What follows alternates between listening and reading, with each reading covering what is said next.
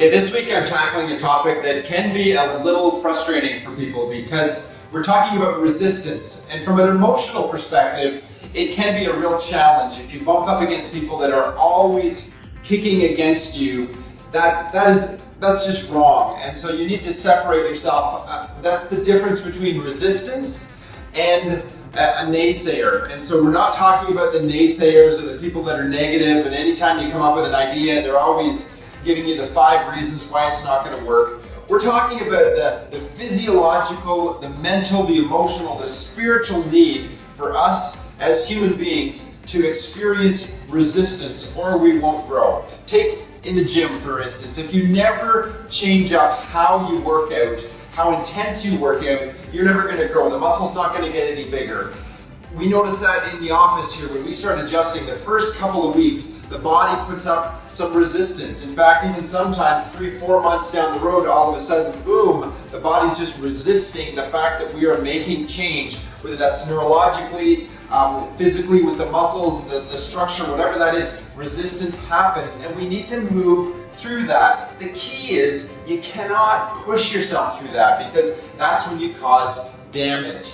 In relationships, that's what we're talking about this week. I highlight a study that's kind of funny, actually. It's where husbands were instructed to not actually ever say no to their wives. Now, some of you ladies might think that's a dream marriage, but basically they had to halt the study after less than 2 weeks because the wives were getting increasingly hostile, and the husband's quality of life went from a 7 out of 10 at the beginning of the study down to a 3 out of 10. So they had to stop the study because they were worried these marriages were actually going to get blown up and people were actually going to end the relationship. That's how crazy it was. But the bottom line is these spouses needed to push back a little bit in a respectful way. And that's what we really need to understand, is that our kids don't do well when we just roll over every time and say yes to everything. They need some guidance, they need some resistance. The word no in our culture, I know it's becoming a thing of the past, but it needs to come back on the scene.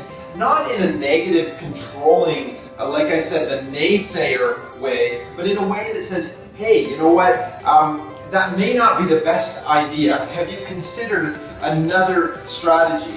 And again, I know from personal experience, I talk to people in the office about this all the time.